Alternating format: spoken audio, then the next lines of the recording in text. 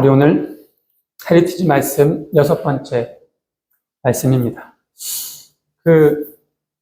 제가 이제 5주 전부터 이 헤리티지 말씀 시리즈를 하고 있어요. 다음 주 7번째 말씀이 마지막 시리즈의 끝이고요. 오늘 6번째 말씀을 로마서 말씀을 주제로 함께 여러분들과 은혜를 나누려고 합니다.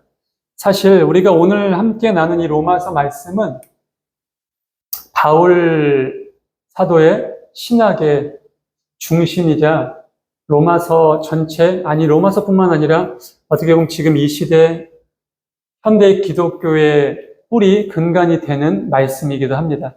마르틴 루터가 500여 년 전에 이제 카톨릭의 잘못된 부패한 하나님을 향한 잘못된 믿음, 또 면죄부를 팔고, 죄송해요. 그러니까 말 같지도 않은 그러한 인간적인 구원론, 인간적인 어떠한 협치로 인해서 하나님의 권위가 무너지고 성경의 말씀이 무너지는 것을 참지 못해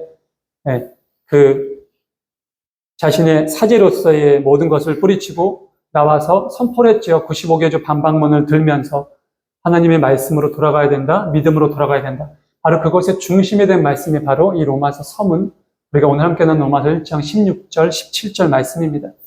그리고 루터는 그렇게 얘기합니다. 의인은 오직 믿음으로 사는 것이라는 그 어떠한 주제, 그 믿음의 기준을 삼아서 지금의 개신교를 탄생시킵니다. 그 이후에 쯔빙글리나 칼뱅, 또 감리교의 창시자인 요한 웨슬리까지 더불어서 많은 이들이 지금의 우리가 여러분들 전 세계에 가장 많은 개교회를 가지고 있는, 기독교회를 가지고 있는 개교회로 이렇게 성장되는 배경이 되는 것이 바로 오늘 우리가 함께 나눈 이 말씀입니다. 사실은 성경 창세기 1장 1절부터 요한계시록 22장 마지막 절까지 모든 말씀이 주옥 같다, 마음속에 와닿는다, 이런 말씀을 드리기 전에 사실 되게 어려워요. 솔직히 그렇잖아요.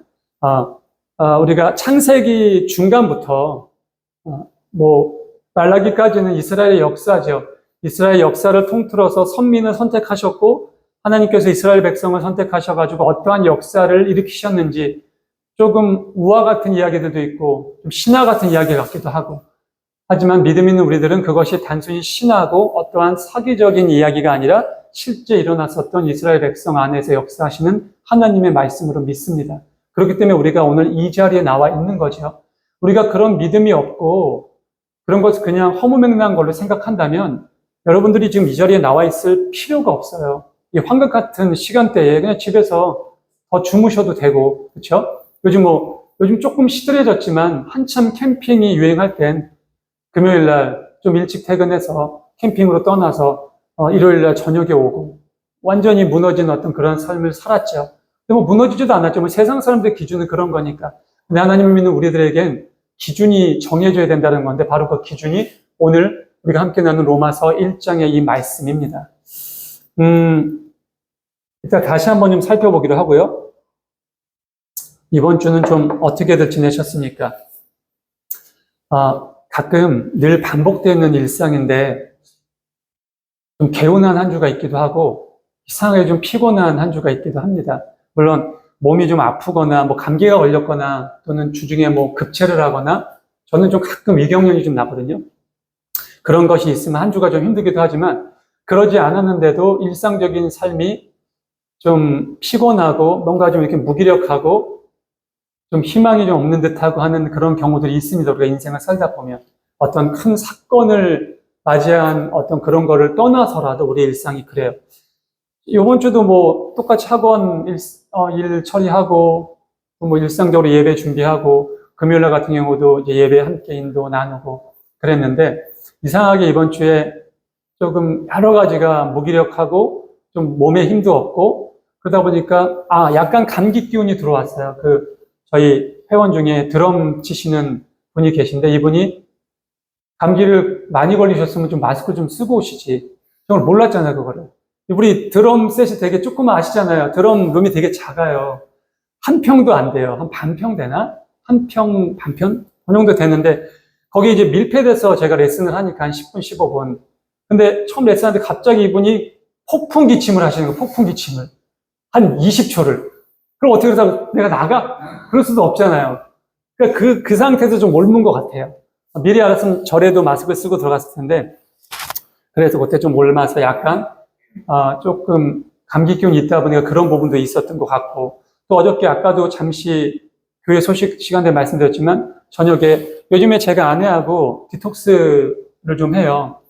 그러니까 이게 저희 여기 저보다 나이 많으신 분도 계셔서 그런 말씀드리지 않으면 저도 이제 나이가 나이인지라, 이게 몸이 예전 같지 않고, 운동도 하고 하지만 아무래도 먹는 게 굉장히 중요하다 보니까, 이제 많은 걸 다 끊었죠. 다들 아시다시피 제가 라면도 끊었고, 이제 매 끼니마다 탄산음료를 먹었는데 탄산음료도 다 끊었고, 그리고 워낙 분식을 좋아해서, 근데 밀가루 음식 같은 경우도 이제 아내가 해주는 거 아닌 이상은 거의 다 끊었어요. 외부 군것질도 다 끊고, 그렇게 한 1년, 1, 2년 정도 되니까 이제 자연스럽게 살이 한 10kg쯤 빠졌죠. 여러분들 아시겠지만 10kg쯤 빠졌고, 혈압도, 저는 이제 당 수치는 다행히 없었어요. 이제 혈압도 조금, 제가 혈압 때문에 그랬거든요. 혈압도 좀 돌아왔고, 그러다 보니까 가끔씩 이렇게 일탈할 때가 있죠. 어저께 이제 오늘 식사 준비하려고 마트 갔다가 제가 소세지 빵을 너무 좋아해서 소세지 빵이 세일하는 거예요. 그래서 살까 말까 다 샀어요. 근데 저만 먹으면 되는데 아내도 맛있으니까 먹고 나서 이게 탈이 난 거죠.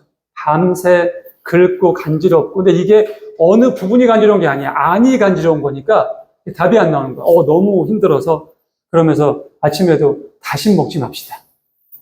다시는. 그리고 먹을 거면 좀 좋은 걸로 먹읍시다. 네. 마트에서 그냥 이렇게 매대는 걸 사다 보니까 그런 부분이 있었습니다. 제가 이 말씀을 왜 드리냐면, 이 모든 게 기준이라는 거예요. 제가 여러분들, 제가 하나님과 동행하는 교회라는 교회를 개척하면서 저희 아버지가 그동안 이제 수십 년 동안 이어오시던 목회를 이어받았지만, 새술은 새 부대에 담아야 되는 거고, 그 동시에 이제 감리교 목회자였던 아버지, 저는 이제 장로교 목회를 왔기 때문에 그런 부분들에 많은 것들이 변화를 주면서 제가 교회 명칭도 바꾸고, 교회 이제 당연히 설립이 새로 됐어요. 설립 이념을 바꿨죠. 제 이제 설립 이념은 사실 최선의 찬양을 최고의 하나님께 드리는 겁니다. 그것이 저희 설립 이념이에요. 근데 우리가 최선의 찬양을 드릴 수 있게 되는 건 뭐냐? 저는 늘 여러분들에게 말씀드려요. 요즘 젊은 친구들이 젊은 예배들이 많이 있어요. 많은 목회자들도 자기가 이제 목사 안수를 받고 목회를 하게 되면 본인이 나는 이런 목회를 하겠다는 어떤 기준과 방향성이 있습니다. 어린아이들을 위한 사역을 하겠다. 청년을 위한 사역을 하겠다. 아니면 저희 부모님들처럼 소외받고 외롭고 아프고 힘든 주변의 이웃들을 위한 사역을 하겠다. 이런 어떠한 기준들이 있습니다. 그러니까 정통 목회라는 모습은 이런 교회를 갖추고 예배 시간을 우리가 보통 알고 있는 예배 시간, 수요예배, 금요예배, 새벽예배, 주일예배, 이런 예배의 틀을 갖춘 것이 정통 목회지, 그 정통 목회 안에 그 목회자의 어떤 아이덴티티가 있습니다. 저 같은 경우는 바로 이 최선의 찬양, 왜냐면 저도 음악을 전공했고 아내도 음악을 전공했기 때문에 그런 어떤 찬양의 예배, 찬양의 집회를 하나님께 드리는 것이 저희의 목적이었습니다. 아직 솔직히 시작하지 않았습니다. 아직도 제가 기도하고 준비하는 중이고요. 이제 금요 예배, 돌아오는 12월 2026년 교회력 첫 주 금요 예배부터 이제 그러한 찬양 예배의 툴로 모습을 갖추면서 새로운 예배를 시작을 할 겁니다. 그리고 주일 예배도 아직은 저희가 시스템적이나 이런 부분이 갖춰주지 못했어요. 재정적인 부분도 있고, 그거보다 더 큰 건 우리가 인원적인 부분 때문에. 예. 재정은 사실 그 다음 문제고요. 시스템도 사실 부족하면 부족한 대로 가면 돼요. 근데 이제 인원이 우리가 아직 너무 적으니까. 현재도 지금 1인 다역을 하고 있는 상황이다 보니까 최소한 찬양을 인도해주고 찬양을 이끌어갈 수 있는, 그것이 저는 나이가 많아도 상관없어요. 청년도 상관없어요. 그런 인원이 좀 필요한데 그게 없다 보니까 아직 주일 예배를 시작을 못하는 거고. 근데 그런 어떤 기준이 있다라는 말이죠. 근데 여러분들, 최선의 찬양을 드리는 게 내가 막 찬양을 들으면서 막 눈물이 나와. 내가 막 찬양을 들으면서 막 방방 뛰어. 사람들이 엄청 모이고 스포트라이트를 받고 정말 인도하는 사람이나 피아노를 친 사람이나 전공을 하고 엄청난 실력자야. 그게 아니에요. 그런 게 절대로 아니거든요. 물론 기본적인 실력은 필요합니다. 음치가 찬양을 인도할 수 없어요. 박치가 노래를 해서는 안 돼요. 사실 그렇잖아요. 그리고 피아노를 전혀 모르고 혼자 독학한 사람이 피아노를 치거나 기타를 치거나 드럼을 연주할 수는 없습니다. 근데 요즘에 많은 교회들이 저도 안타깝고 제가 비판한다기보단 조금 우려하는 시선이 뭐냐면 너무 그쪽으로 쏠려 있는 거예요. 실력, 어떤 또 비주얼, 그런 부분들. 그러다 보니까 외모가 좀 되고 실력도 되는 그런 팀들이 세상 문화 속 밴드 문화뿐만 아니라 우리 하나님을 믿는 교회 문화 안에 속에서도 그런 사람들이 주류를 잡아가고 있고, 정말 내 마음속에서 하나님께 온전한 찬양을 드리고자 하는 그 마음을 가진 전공하지 않은 사람들이나 그런 사람들은 자리를 못 쓰게 되는 현상이 나타난다라는 거죠. 서로 어울리고 더불어서 함께 가야 되는데 그러지 못한다는 거죠. 그게 바로 기준이 무너졌기 때문이거든요. 최고의 찬양을 하나님께 드리려는 게 아니에요. 인간은 최고가 될 수 없어요. 내가 아무리 잘나고, 아무리 뭐 서울대 나오고, 뭐 하버드 나오고, 캠브리지 나오고, 뭐 박사 할아버지를 따도 인간은 최고가 될 수 없어요. 인간이 하나님께 드릴 수 있는 건 그저 최선을 다하는 걸 드릴 뿐이에요. 그리고 하나님은 그것을 받으시고 기뻐하신다라고 성경 말씀에 쓰여 있어요. 바울 사도는 로마에 보내는 이 편지에서 그것도 1장의 서문에서 엄청난 고백을 하게 됩니다. 무슨 고백을 해요? 나는 복음을 부끄럽게 생각하지 않는데요. 복음이 뭡니까, 여러분? 복음이 뭐예요? 네? 복음. 크게 얘기하세요. 복음이 뭐예요? 몰라? 진짜 복음이 뭔지를 몰라요? 그럼요, 예. 내가 목회 잘못했나 봐. 우리 성도들, 딱 말씀하시잖아요. 딴 거 아니에요. 복음은 여러분 엄청난 거 아니에요. 저 성경책, 제가 말씀드린 이 두꺼운 성경책 보셔야 되지만 평소 때 바쁘건 데서 못 본다면 안 보셔도 돼요. 근데 복음은 뭔지 알아야죠. 복음은 기쁜 소식이잖아요. 근데 그 기쁜 소식이 뭐예요? 예수님이 우리를 위해서 대신 죽으셨다는 거야. 그분이 부활하셨다는 거고 그분이 다시 오신다라는 약속이에요. 그게 복음이에요, 여러분. 그거를 잊지 않으면 사실 뭐 성경을 많이 보고 찬양을 엄청나게 드리고 예배의 출석을 뭐 개근상 받을 만큼 그렇게 하는 거 그렇게 중요하지 않아요. 또 그랬다고 나는 마음속에 맞아, 복음, 예수님이 나를 위해 돌아가셨어. 내 죄를 위해서 돌아가시고 죽을 수밖에 없는 나를 영원히 살 수 있는 길을 열어주셨어. 그리고 부활하셨고 다시 오신다고 약속하셨어. 그러니까 나는 이제 그 마음을 가졌으니까 교회 안 나와도 돼. 말씀도 안 받아도 돼. 또 이렇게 해석하시면 안 돼요. 왜냐하면 여러분, 복음이 내 마음속에 온전하게 자리가 잡히잖아. 예배를 안 드릴 수가 없어요. 그건 말이 안 되는 얘기예요, 여러분. 여러분 보세요. 내가 젊었을 때 누군가를 이렇게 지금 여러분들의 아내나 남편 왼수 같으세요? 이런 왼수, 그래요. 고개를 끄덕이는 건 어떻게 된, 진짜 그런가요? 응? 자, 근데 어쨌든 우리가 한참 젊었을 때 누군가를 이렇게 마음에 드는 어떤 첫사랑의 기억도 다 있으시죠? 정말 그 무엇과도 바꿀 수 없는, 정말 그때만큼은 이것이 영원했으면 좋겠다는 그런 마음? 근데 그걸 마음속만 가지고 있지 않잖아요, 솔직히. 어떻게든 표현을 한단 말입니다. 편지를 쓰건, 편지하니까 요즘 MZ세대랑 좀 안 어울리나요? 우리 때는 편지 썼어요.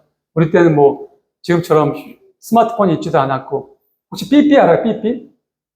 삐삐 알아요. 삐삐가 저 고등학교 3학년 때쯤부터, 94년 때부터 막 이렇게 퍼져나가면서 한 2, 3년 반짝했어요. 왜냐면 2, 3년 후에 휴대폰이 막 보급되기 시작하면서 삐삐가 갑자기 사라졌죠. 그런 게 있기 전에, 아날로그 시대 때는 편지, 그것도 편지도 우편으로 붙이기도 했지만, 가까운 데 살 때는 걸어가서 던져놓고 손중으로 도망도 가고 막 이런 낭만적인 시대가 있었어요. 어쨌든 어떤 행동이 나타난다라는 거예요, 여러분. 마음에 무언가를 기준이 생기고 목표가 생기면 사람은 행동이 나타나게 돼 있어요. 우리가 돈을 버는 목적도 그렇고 명예나 권력을 탐하는 목적도 다 그래요. 내가 마음속에 뭔가 어떤 기준을 세웠기 때문에 그 기준을 충족하기 위해서 나아가는 한 걸음 한 걸음이란 말이에요. 근데 하물며 내가 복음이 뭔지 들었어. 기쁜 소식을 들었어.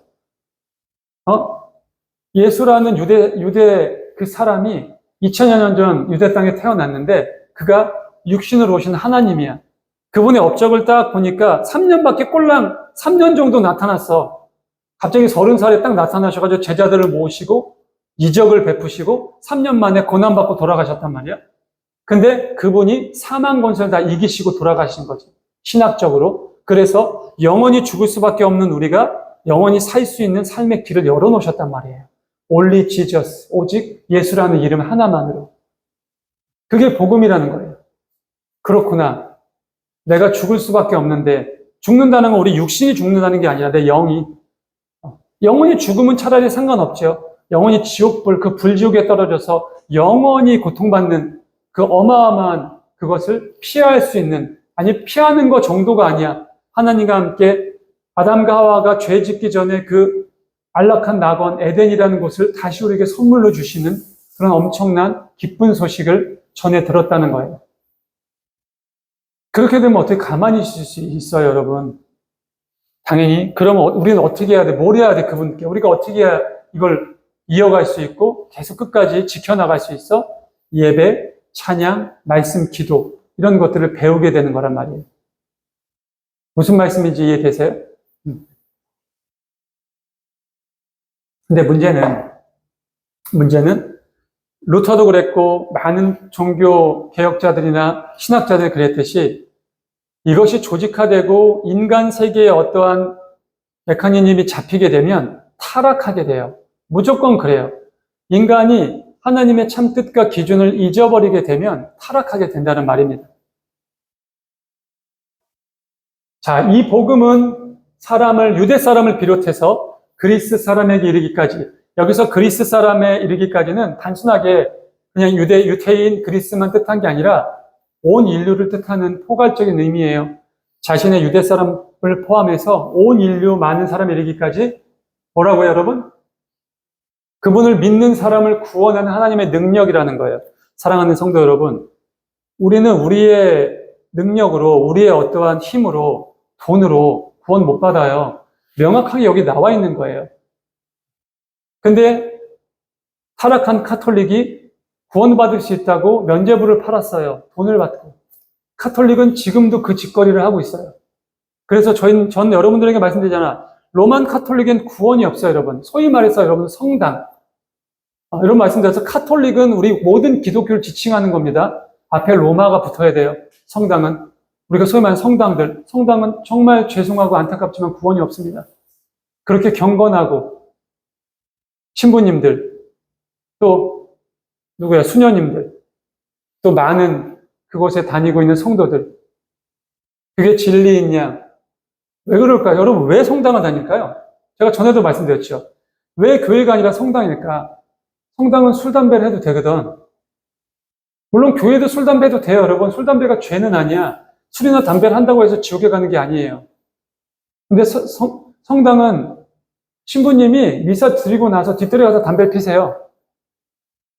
그리고 성당 청년들은요, 예배 끝나고 나서 술집에 가서 뒤풀이를 해요. 이게 뭘 뜻하는 것 같아요? 단순하게 술과 담배 때문에 아니? 이미 무너진 카톨릭은 하나님의 온전한 기준과 신앙의 말씀에 인간의 쾌락과 인간이 하고 싶은 욕망을 더해놨어요. 괜찮다. 그건 어차피 육신인 거다.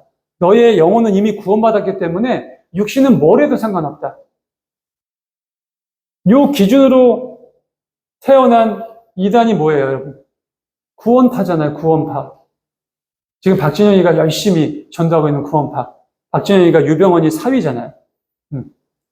예전에 힐링 캠프에 박진영이가 나와가지고 그것도 한 20년 됐네요. 뭔가 얘기를 해요.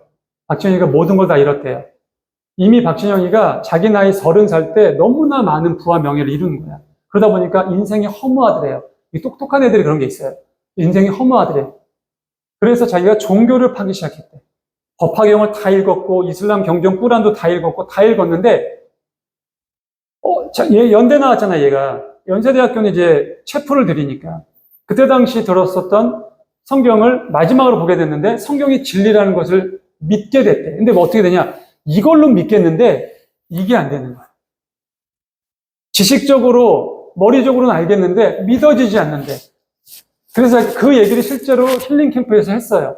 그러면서 그거를 그때 함께 봤었는 저랑 제 동생은 박진영이가 조만간 하나님을 만나겠구나. 하나님께서 박진영을 부르시는구나. 맞아요, 여러분. 하나님께서 박진영을 부르신 걸 수도 있어요. 근데 그때쯤 바로 그 어떠한 마음속에 종교에 대한 어떠한 뭐랄까요? 방향성이 이렇게 같겠죠. 안타까운 건 참 그런 유명인이 똑똑한 사람이 영향력이 있는 사람이 온전한 좀 믿음을 가지면 어떨까라는 생각을 늘 해요. 그랬으면 더 큰 영향력을 미쳤을 텐데 어찌됐건 그런 기준들 때문에 태어난 게 구원파입니다. 제가 이 말씀도 몇 번이나 들었어요, 여러분. 여러분, 구원파 대표적인 영화가 뭐예요? 밀양이죠.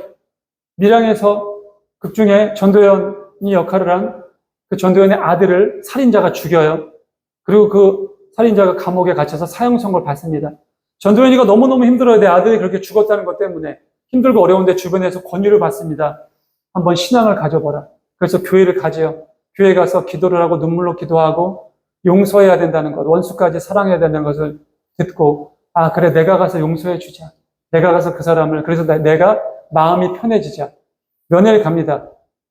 근데 얘는 지금 지가 지를 용서했어. 거기 들어가서 성경책을 보면서 이미 난 용서를 받았으니까 자유하대. 그러니 자매님도 자유했으면 좋겠대. 이때부터 이제 극중의 전도연이가 흑화가 되죠. 예전에 이 영화를 보고 한 친구가 저한테 나는 그래서 기독교가 싫다라는 약간 안티 크리스찬적인 얘기를 저한테 하길래 제가 명확하게 얘기를 해줬죠. 기독교는 그런 종교가 아니다. 그리고 만약에 이창동 감독이 기독교를 그렇게 알고 그 작품을 만들었다면 진짜 쥐뿔도 모르는 게 아는 척하고 기독교를 비판하는 그저 그냥 안티크리스찬 정도로 나는 여길 거다. 근데 만약 이창동 감독이 기독교의 신앙은 그런 신앙이 아닌데 지금 이 현대의 많은 교인들과 많은 목회자들이 그렇게 가르쳐 그것을 비판하고 싶은 거라면 나는 기립박수를 쳐준다 그랬어요. 근데 후자 쪽은 아닌 것 같아요. 이창동 감독 그 이후의 행보를 보더라도. 그러니까 기독교라는 것이 어떻게 보면 그렇게 일반 사람들에게 인지가 됐다라는 거예요. 저와 같은 목회자들의 잘못이고 여러분들처럼 하나님을 믿는 사람들의 잘못이기도 해요. 우리가 본을 못 보였기 때문에. 오늘 제가 아까 기도에도 잠깐 언급했죠. 내가 하나님 앞에 예물을 드리러 가요. 예물을 드리러 간다는 건 뭐야? 예배를 드리러 간다는 거예요. 예배라는 건 뭡니까? 지난 나의 일상적인 모든 죄악을 먼저 내려놓는 회개가 먼저입니다. 그 회개가 이루어진 후에 감사가 뒤따르는 거예요. 근데 예수님께서 말씀하십니다. 네가 예물을 드리러 예루살렘 성전에 오기 전에 혹여 네가 혹시 빚진 사람이 있으면 네가 혹시 싸운 사람이 있으면 너한테 원한 있는 사람이 있으면 잠시 예물을 거기에 두고 돌아가서 빚을 갚고 화해하고 그 사람한테 용서를 구하고 인간적인 부분을 먼저 깨끗하게 정리하고 돌아와서 예물을 바쳐라. 그래야 하나님께서 그 예물을 받으시고 너의 죄도 용서하시고 너의 예배를 받으신다라고 명확하게 적혀 있습니다. 무슨 말씀인지 이해되세요, 여러분? 그러니까 결과론적으로 얘기하면 여러분, 그 극중의 살인자는 정신승리한 거예요, 본인이. 절대 구원받지 못합니다, 그런 인간은. 절대로 천국을 유업으로 받지 못해요. 그리고 깨닫겠죠. 사형당하는 순간 이런 젠장, 지옥이구나.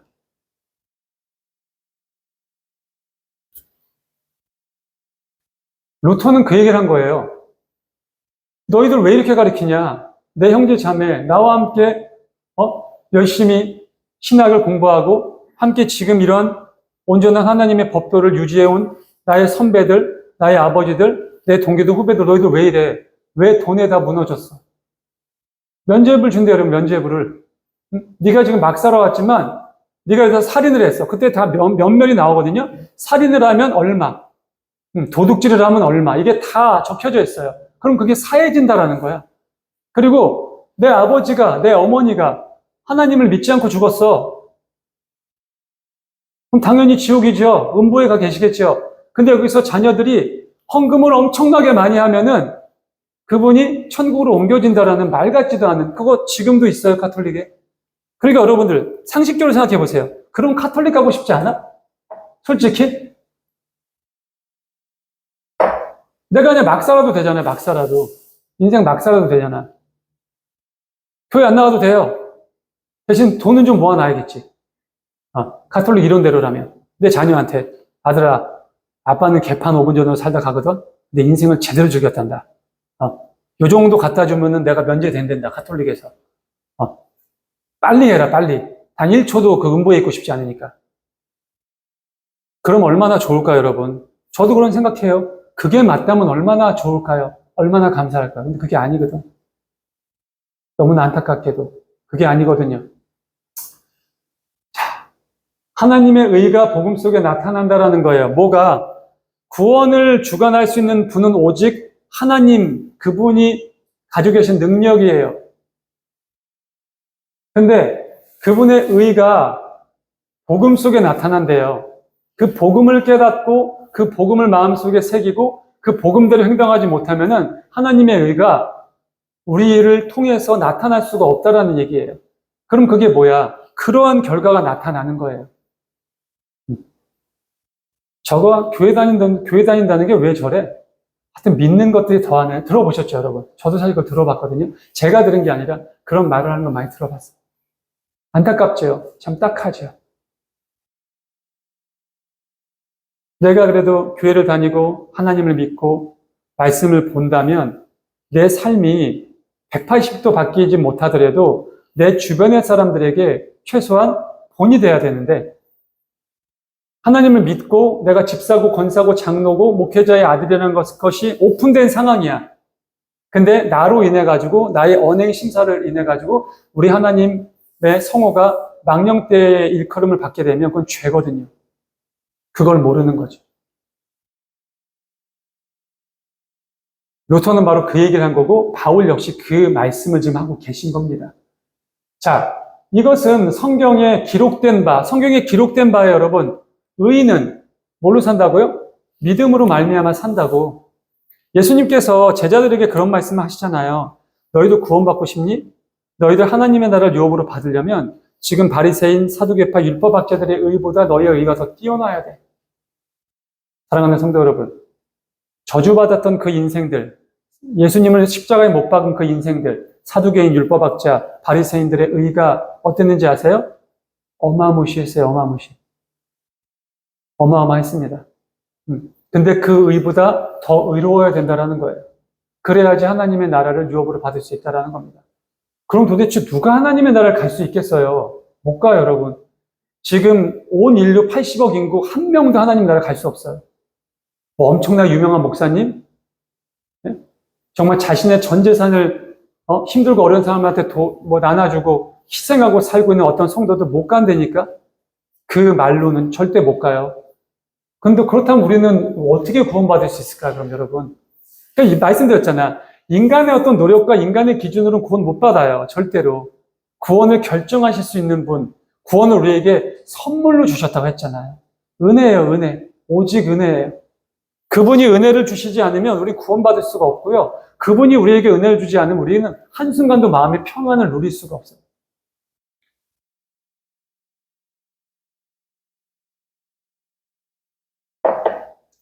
며칠 전에 저희 할머니가 요양원에 계시다가 병원으로 옮기셨다고 호흡이 좀 안 좋으셔서 34년생이시니까 올해 이제 92세시니까 사실 우리 손녀들이나 우리 어머니가 이제 큰딸이어서 이제 형제들끼리 얘기하는 것도 오늘 가셔도 사실 그렇잖아요. 아무리 100세시다 해도 오늘 가셔도 근데 이제 그래도 자녀는 자녀인가 봐요. 예. 평소 땐 그래요. 꽤 오래 사신다. 언제 가시려고 그러죠. 그런데 그러다가 갑자기 호흡에 문제가 생겨서 응급실로 옮겼다니까 또 걱정이 되시고, 또 전화가 왔어요, 저한테. 응급실로 옮기셨대, 할머니. 아, 그래? 그래, 알았어. 상황 봐서 연락을 줘. 했죠. 근데 어저께 갑자기 엄마가 전화 주셨어요. 그러니까, 엄마 을왕이래. 을왕이 왜 갔으니까? 이모들이랑 회 먹으러 갔대. 아니, 할머니 병원에 계신데 다시 살아나셨대. 다시 으라차차 하셨대요. 그래서 다시 요양원을 가셨대. 그래서 전화 끊으면서 아내한테, 여보, 할머니 더 사실 것 같아. 으라차차 하셨대. 여러분. 되게 신기한 게 뭐냐면, 저희 외할머니가 지금 요양원 생활을 하신 게 벌써 10년이 넘어요. 고관절 부러지셨지, 이거 뭐죠, 여기? 이 뼈가 무슨 뼈죠? 쇄골 부러지셨지, 뇌경색 오셨지. 근데도 그 생명을 이어가려는 그 어떠한 것이 굉장히 큽니다. 근데 저는 알았거든요. 왜 이러실까, 하나님이. 우리 할머니가, 여러분, 아무것도 모르시는데 아버지가 돌아가시기 전 한 6, 7년 전부터 제가 목회를 하는 그 순간까지, 할머니가 쓰러지기 직전까지 대략 한 12년, 10몇 년을 수요 예배, 금요 예배, 주일 예배를 혼자서, 그 70 먹은 할머니가 혼자서 저 행신리에서 상암동까지 버스를 타고 나오셨어요. 계속 설교 말씀 듣습니다. 무슨 말인지 몰라, 솔직히. 그냥 들으시는 거예요. 찬양도 잘 못 부르세요. 그냥 흥얼흥얼 대세요. 그렇게 10여 년이에요. 그러면 어땠을까요? 하나님께서. 내 딸이야. 근데 가장 좋은 건 여러분 우리한테 있어서 평안한 마무리예요. 그리고 하나님 품에 안기는 게 가장 행복한 인생이거든요.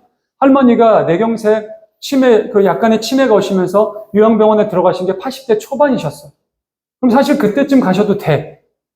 그러면 그렇게 힘들고 어려운 고생 없이 가셨을 텐데, 왜 이 10년 동안 자식들이 나를 요양원에 보냈구나, 나를 버렸구나, 이러한 상실감을 느끼게 하시고,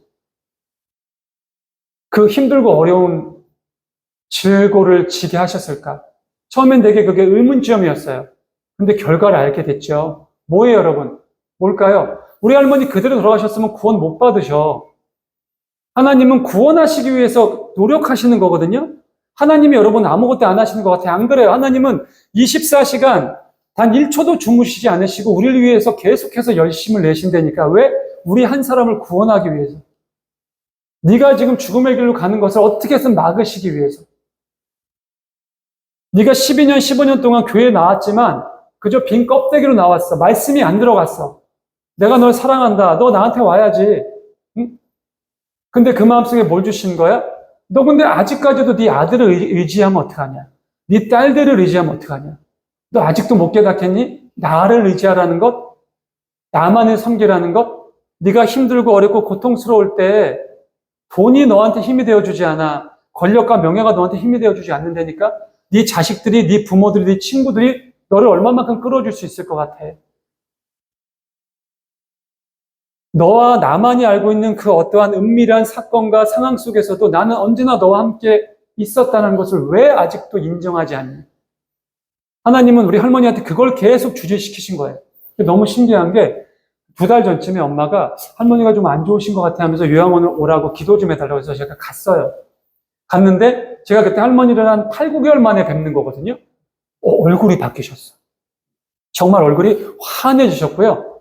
할머니 입에서 그런 말씀이 나온 게 처음이야. 어머니한테 고맙다. 그리고 미안했다. 근데 그 얘기 듣고 우리 어머니가 펑펑 우는 거야. 엄마 딸인데 뭐가 미안하냐. 근데 저도 제 막내 동생도 놀란 거예요. 왜냐면 그동안 우리가 알고 있었던 할머니가 그런 분이 아니야. 되게 인색하시고 고맙다, 미안하다는 말씀을 하시는 분이 아니에요. 왜? 당연한 거야. 근데 나오면서 제가 그랬죠. 기도해 드리고 제가 나오면서 엄마 됐네 이제 할머니 구원 받으셨네. 이젠 가셔도 되시겠네. 사랑하는 성도 여러분, 바울 사도는 로마로 보내는 저 편지 속에서 간절함이 있었어요. 다른 거 다 필요 없다. 다른 거 다 몰라도 된다. 직업, 명예, 권력, 돈 없어도 돼. 야, 밖에서 폐지 좀 줬으면 어떠냐? 아무 상관없어. 너 못 배우면 어때? 아무 상관없어. 사람들이 손가락질하고 사람들이 평가하는 거 신경 쓰지 마. 그런 가짠치 않은 것에 너의 그 어떠한 마음이 다치지 마. 하나님 우리한테 말씀하시는 거예요. 복음의 귀를 기울여라. 나는 너 하나를 구하기 위해서 내 독생자 아들을 그 땅에 보냈어. 그리고 그렇게 엄청난 고통과 시련을 겪고 그 아들을 십자가에 못 박혀 죽여버렸다. 하지만 3일 후에 내가 걔를 부활시켰어. 새 몸과 새 영혼으로. 그리고 내가 나중에 내 아들 예수 그리스도에게 모든 권세를 줄 거야. 그리고 그가 공중으로 재림하는 그때 아담부터 예수님이 재림하는 그 순간까지 모든 인간들이 다 살아날 거야. 그리고 심판을 받게 돼 있어. 심판의 기준은 뭐야? 네가 이 땅에서 어떻게 살았느냐 하는 거야. 네가 이 땅에서 어떻게 보냈느냐 하는 거야. 사랑하는 성도 여러분, 말씀을 마무리하면서 딱 2가지만 말씀드리고 싶습니다. 우리는 우리 스스로 의인이 될 수 없어요.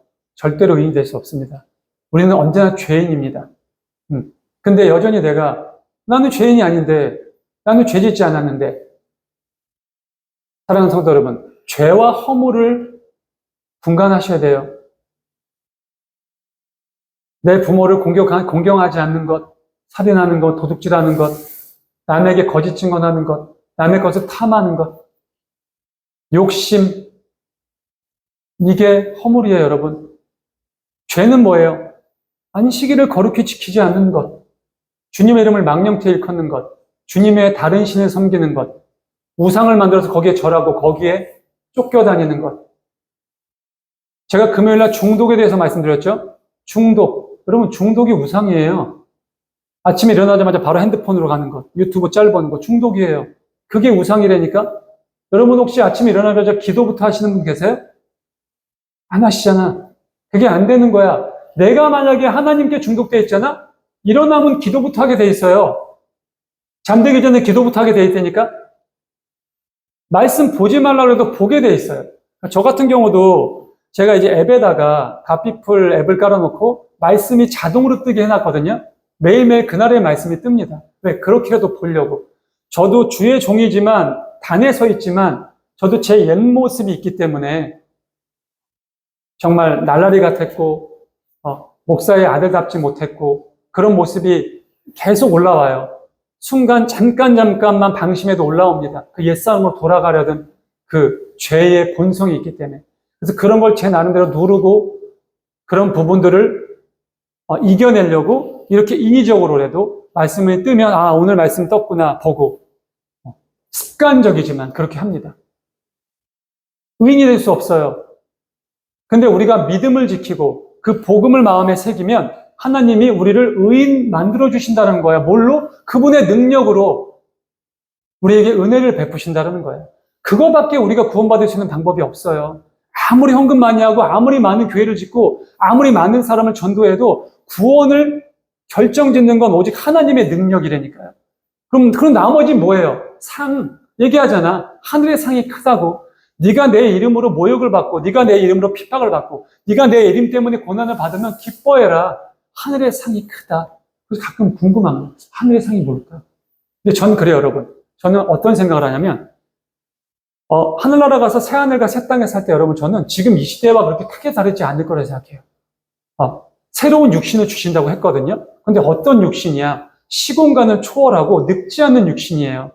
똑같이 저는 하나님이 주신 아름다운 자연 속에서 과일 먹고 사랑하고 하나님 찬양하고 이러한 삶이 시작된다고 좀 믿어요. 그러니까 너무 설레인 거죠. 그러면 거기 가서 내가 좀 지금보다 훨씬 떵떵거리고 살 수 있겠구나. 물론 떵떵거리는 게 무슨 의미겠냐 나는. 그래서 그 상이 뭔지 되게 궁금했던 거예요. 아니 어차피 구원받으면 그걸로 끝인데 너무나 그것만으로도 너무나 좋은데 무슨 상이 있을까? 그런 생각을 해본 거죠. 사랑하는 성도 여러분, 오늘 말씀 속에서 바울은 우리에게 얘기합니다. 복음을 귀담아 들으라고. 그리고 그 복음을 부끄러워하지 말라고. 그리고 우리를 구원하시는 능력의 하나님을 믿고 의지하라고. 그분을 인정하라고. 그럴 때 나의 마음속에 힘듦과 어려움과 고통과 아픔과 도저히 지금도 잊지 못하고 놓을 수 없는 그런 어려움이 하나님이 함께 대신 짊어져 주실 거라고. 그리고 그 모든 것들을 하나님이 다 내 인생 끝나는 그날까지 함께 해주실 거라고, 동행해 주실 거라고 말씀합니다. 안고 가지 마세요. 내가 해결할 수 없어요. 그러니 하나님께 도와달라고 얘기하세요. 다 하나님이 맡아달라고 하세요. 대신 하나님, 저는 하나님을 찬양하겠다고 얘기하세요. 하나님의 말씀을 게을리지 않고 묵상하게 되게 하시고, 시간 날 때마다 하나님과 교제할 수 있는 기도의 시간을 갖겠다고 얘기하세요. 그거면 충분합니다. 그러면 이 땅에서 사는 우리의 모든 것들, 우리의 영원한 생명까지도 책임져 주실 것을 확신합니다. 기도하겠습니다.